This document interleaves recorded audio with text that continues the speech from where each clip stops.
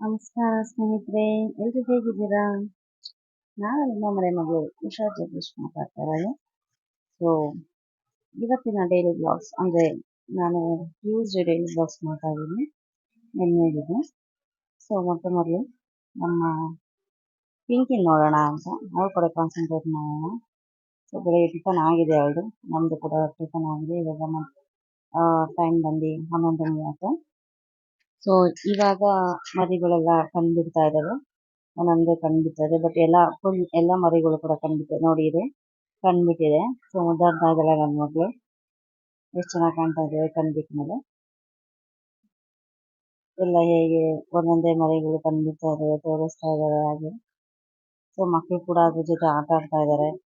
ಎಷ್ಟು ತುಂಬಾ ಕ್ಯೂಟ್ ಆಗಿದೆ ನೋಡಿ. ಇದು ಕಂಡುಬಿಟ್ಟಿದೆ ಬಟ್ ಅದು ಕಣ್ಣತ್ರ ಬ್ಲ್ಯಾಕ್ ಕಲರ್ ಇರೋದ್ರಿಂದ ಅದು ಕಾಣಲ್ಲ.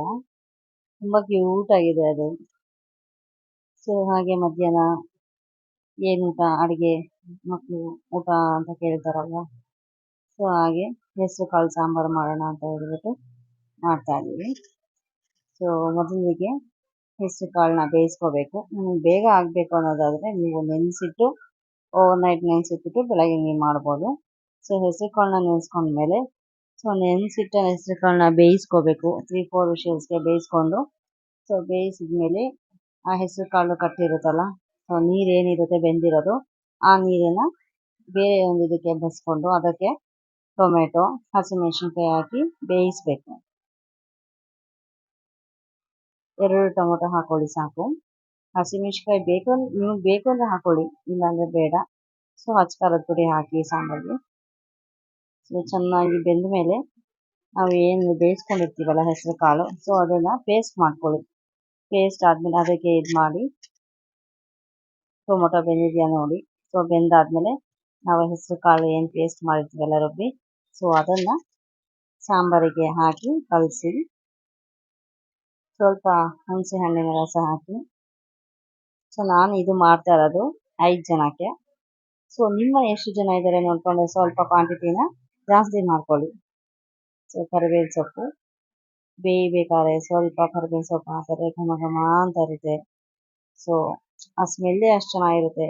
ಬಟ್ ಟೇಸ್ಟ್ ಮಾಡಿ ನೋಡಿ, ತುಂಬ ಚೆನ್ನಾಗಿರುತ್ತೆ. ಬಟ್ ಇನ್ಸ್ಟಂಟ್ ಕೂಡ, ನಾವು ನೆನೆಸಿಟ್ಕೊಂಡ್ಬಿಟ್ರೆ ಕಾಳನ್ನ ತುಂಬ ಬೇಗ ಆಗುತ್ತೆ ಇದು. ಸೊ ಇದೆಲ್ಲ ಮಿಕ್ಸ್ ಮಾಡ್ತಾ ಇದ್ವಿ.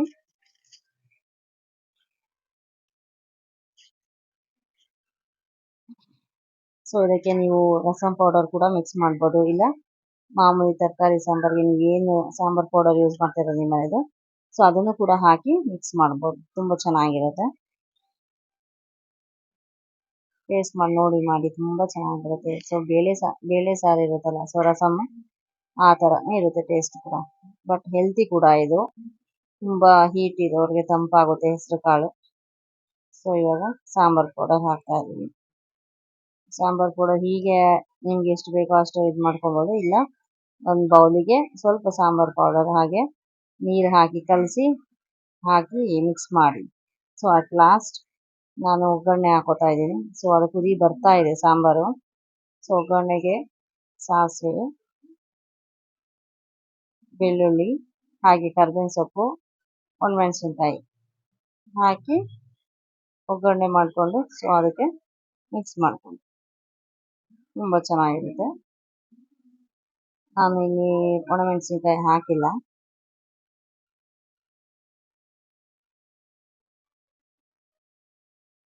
ಸೊ ಅಟ್ ಲಾಸ್ಟ್ ರೆಡಿ ಆಗಿದೆ ಸಾಂಬಾರು, ಕುದೀತಾ ಇದೆ. ಸೊ ಇದೆಲ್ಲ ಆದಮೇಲೆ ನಮ್ಮ ಪಿಂಕಿಗೆ ಗ್ರೇವಿ ಅಂದರೆ ತುಂಬ ಇಷ್ಟ. ಸೊ ಹಾಗೆ ಗ್ರೇವಿ ತರೋಣ ಅಂದ್ಬಿಟ್ಟು ಹೋಗಿದ್ವಿ. ಸೊ ಅವಳಿಗೆ ಇಷ್ಟ ಆಗಿದ್ದ ಗ್ರೇವಿ ಅಲ್ಲಿ ಇರಲಿಲ್ಲ. ಸೊ ಹಾಗೆ ಇನ್ನೇನು ಮಾಡೋದು ಅಂದ್ಬಿಟ್ಟು ಒಂದು ರೂಮ್ ಬೇಕಿತ್ತು ಅವಳಿಗೆ, ರೂಮ್ ತೊಗೊಂಬರೋಣ ಅಂತ ಹೋಗಿದ್ವಿ.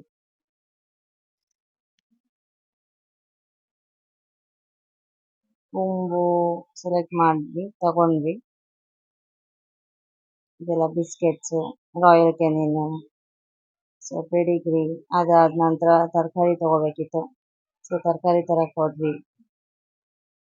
ನೆಕ್ಸ್ಟ್ ತುಂಬ ದುಬಾರಿ ಇದೆ ತರಕಾರಿಗಳು, ಇವಾಗ ತುಂಬ ರೇಟ್ ಇದೆ. ಸೊ ಇಷ್ಟು ತರಕಾರಿಗೇ ಆ್ಯಕ್ಚುಲಿ 465 ಆಯಿತು.